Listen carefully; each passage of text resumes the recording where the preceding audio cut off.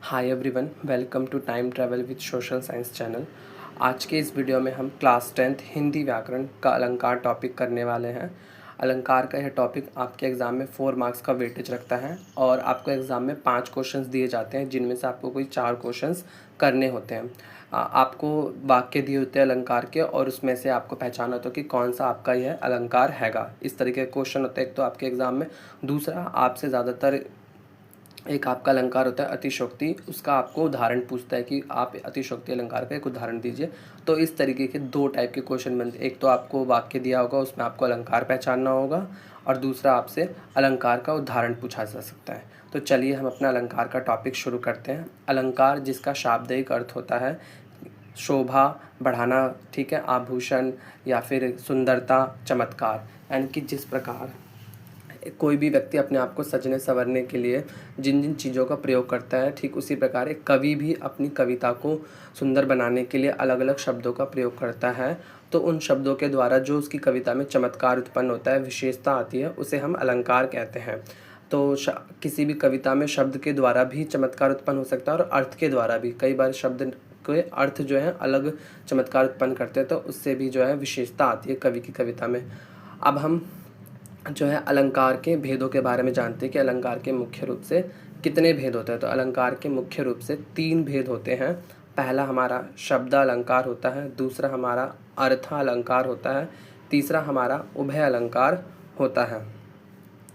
शब्द अलंकार जहाँ शब्दों के कारण जो है काव्य की शोभा बढ़ती है, उसे हम शब्द अलंकार कहेंगे, क्योंकि वहाँ पे शब्द के द्वारा जो है काव्य की सुंदरता या शोभा या चमत्कार में परिवर्तन आ रहा है। जैसे कि आज ब्लू है पानी पानी, तो यहाँ पर पानी वर्ड जो है वो काव्य की शोभा बढ़ा रहा है, ठीक है। दूसरा अर्थ अलंकार, सभी जो मुहावरे होते हैं वो आपके अर्थ अलंकार के अंदर आते हैं, क्योंकि अर्थ के द्वारा यहाँ पर जो है काव्य की शोभा बढ़ती है। जैसे कि आँखों का तारा होना, तो जो तारा है आँखों का, इस यहाँ पे अर्थ है अलग कि बहुत प्रिय होना, तो ये आपका अर्थ अलंकार का उदाहरण। या फिर ईद का चांद होना, ये भी आपका अर्थ अलंकार का उदाहरण हैगा।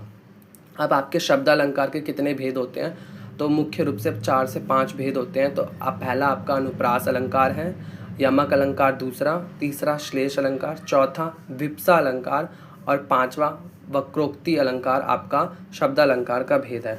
और अब हम इस वीडियो में आगे आपके अर्थ अलंकार जानेंगे। अर्थ अलंकार के कितने भेद होते हैं, तो अर्थ अलंकार के मुख्य रूप से 5 भेदों को करेंगे जो आपके सिलेबस में दे रखे हैं। उन्हीं अलंकारों को हम इस वीडियो में कवर भी करेंगे अर्थ अलंकार के। तो पहला हमारा अर्थ अलंकार का भेद उपमा अलंकार है, दूसरा हमारा रूपक अलंकार है, तीसरा हमारा उत्प्रेक्षा अलंकार है, चौथा हमारा मानवीकरण, और 5वां हमारा एक अतिशयोक्ति अलंकार है। इन्हीं 5 अलंकार को हम इस वीडियो में समझेंगे आगे। तो हमारा पहला जो हमारा उपमा अलंकार है, उपमा यानी कि किसी को किसी चीज़ की उपमा देना। जैसे कि किसी व्यक्ति को कह देना कि आपका चांद सा मुखड़ा है, तो इस तरीके से किसी एक सजीव वस्तु को दूसरे वस्तु के जैसा बताना, वो हमारा उपमा अलंकार होता है। तो जहाँ किसी वस्तु, पदार्थ, प्राणी की किसी वस्तु या दूसरी वस्तु के साथ उस पदार्थ या प्राणी की तुलना की जाती है, तो उसे हम उपमा अलंकार कहेंगे। ये तो आपकी होगी उपमा अलंकार की परिभाषा। दूसरा, और भी परिभाषा हो सकती है उपमा अलंकार की, जहाँ पर उपमेय की उपमान से तुलना हो। यानी कि उपमेय कौन होगा, कोई व्यक्ति हो सकता है जिसकी उससे तुलना की जाएगी, वो उपमान होगा। अर्थात जहाँ उपमान और उपमेय में तुलना प्रकट हो, वहाँ पर आपका उपमा अलंकार होगा। तीसरा तरीका है पहचानने का, जहाँ पर भी पंक्ति में सा, से, सी आ जाए आपका, या चाहे योजक चिन्ह के साथ आए या फिर बिना योजक चिन्ह के साथ आए आपका वाक्य में, ये सभी शब्द जो आपको शब्द बताए जा रहे हैं, जैसे कि सा से सी, ये शब्द या तो आपके योजक चिन्ह यानी कि हाइफन जो डैश का निशान होता है उसके साथ भी ये वाक्य में आ सकते हैं, या फिर उसके बिना भी अगर आ जाते हैं ये वाक्य में, तो वहाँ पे आपका उपमा अलंकार होता है। और भी शब्द हैं जिनको आप याद रख सकते हैं, सा, से, सी, सम, समान, जैसा, वैसा, तैसा, सरिस, कैसा और कैसे आदि। इन सभी शब्दों के द्वारा भी आप उपमा अलंकार को पहचान सकते हैं। अगर आपको उपमा अलंकार की एग्जाम में परिभाषा भी याद नहीं रहती, तो आप ये जो ट्रिक वाले शब्द हैं, सा से सी, सम, समान, जैसा, वैसा, तैसा, सरिस, कैसा और कैसे आदि, इन शब्दों को याद करके भी आप जो है उपमा अलंकार की पहचान कर सकते हैं। उदाहरण भी आप देखिए, मेरा मुख चंद्रमा के समान है। यहाँ पे मुख जो है वो हमारा उपमेय है और चंद्रमा हमारा उपमान है, क्योंकि हमारी चंद्रमा से तुलना की गई है, किसकी? मुख से। तो और यहाँ पे समान वर्ड भी है, तो उसके द्वारा भी आप पहचान सकते हैं। जैसे दूसरे उदाहरण में आपको सरिस वर्ड दिख जाएगा, तो उससे भी आप उपमा अलंकार की पहचान कर सकते हैं। सा वर्ड से भी आप उपमा अलंकार की पहचान कर सकते हैं। अब हमारा दूसरा अलंकार है रूपक अलंकार। रूपक अलंकार क्या होता है? जहाँ पर दो अलग अलग वस्तु और व्यक्ति और प्राणी की तुलना की जाए, वो हमारा रूपक अलंकार होता है। रूपक अलंकार में जो हम वस्तु पदार्थ की किसी दूसरे वस्तु पदार्थ के साथ उसके गुण धर्म रूप रंग की तुलना की जाएगी, तो वह हमारा रूपक अलंकार होगा, रूप की तुलना की जाएगी। और इसमें जो है उपमेय व उपमान में समानता प्रकट करने की या फिर अभिन्नता दिखाई देगी, यानी कि दो अलग अलग वस्तुओं की एक चीज़ को लेकर के, उसके गुण या धर्म को लेकर के उस पर तुलना की जाती है, तो वहाँ पर हमारा रूपक अलंकार होता है, उसके रूप की तुलना की जाएगी। रूपक अलंकार के वर्ड से आप समझ सकते हो कि उसकी समानता की जा रही है दो लोगों के बीच में, या तो उसके किसी काम को लेके, या उसके रंग, या उसकी जाति, या उसके गुण, ठीक है, उसके कैरेक्टर को लेकर के वहाँ पर तुलना की जाती है, तो वो हमारा रूपक अलंकार होता है। इसका उदाहरण देखेंगे, मैया मैं तो चंद्र खिलौना ले हो, यानी कि मैया मैं खिलौना कैसा लूँगा? चंद्र के समान लूँगा, चंद्र के जैसा। तो खिलौना तो भाई नॉन लिविंग थिंग है, तो यहाँ पर उसके जैसे तो। या फिर दूसरा उदाहरण देखेंगे, चरण कमल बंदो हरियाई। तो यहाँ पे जो हमारे जो चरण है, पैर, उनको हमने कैसा बताया है? कमल के समान बताया है। तीसरा अलंकार है हमारा उत्प्रेक्षा अलंकार, जहाँ पर संभावना प्रकट की जाती है, यानी कि पॉसिबिलिटी, यानी कि दो चीज़ों को लेकर के, किसी दो चीज़ों के बीच के गुण धर्म को, उसकी प्रकृति को लेकर के उसमें संभावना पॉसिबिलिटी प्रकट की जाती है। किसी एक वस्तु में दूसरी वस्तु की पॉसिबिलिटी को प्रकट करना ही हमारा उत्प्रेक्षा अलंकार होता है, जहाँ किसी एक वस्तु पदार्थ प्राणी की दूसरे वस्तु पदार्थ प्राणी के साथ उसके गुणधर्म, जाति, रंग, रूप आदि के आधार पर जो है संभावना प्रकट हो या फिर व्यक्त हो, तो वहाँ उत्प्रेक्षा अलंकार होता है।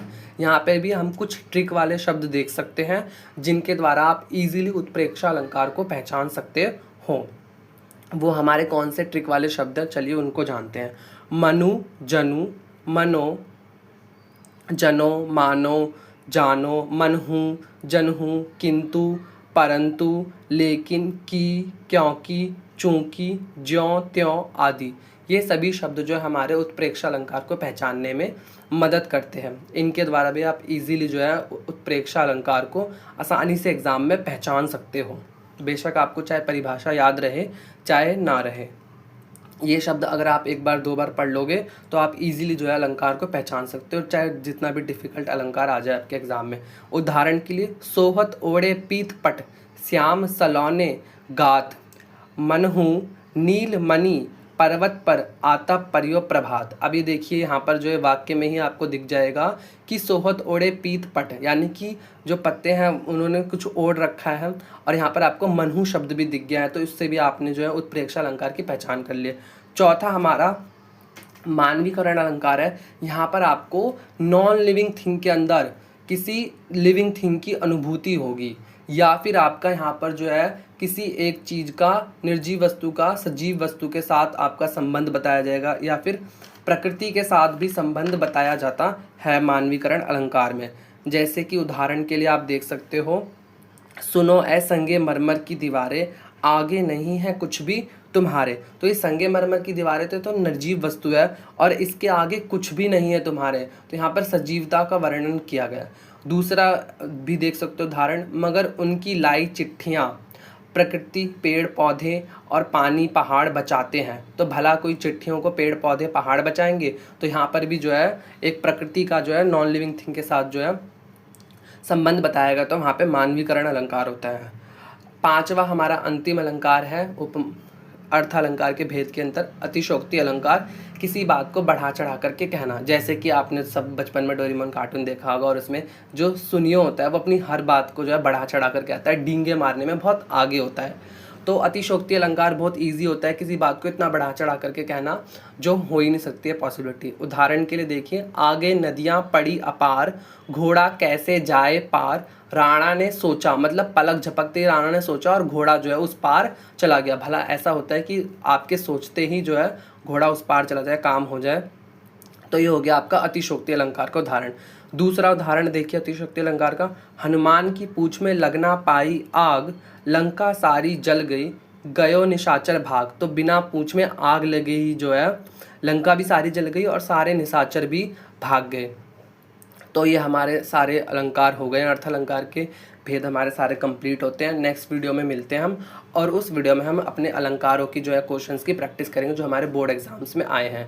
तो तब तक के लिए बाय बाय। लाइक शेयर और सब्सक्राइब करना ना भूलिएगा चैनल को। मिलते हैं।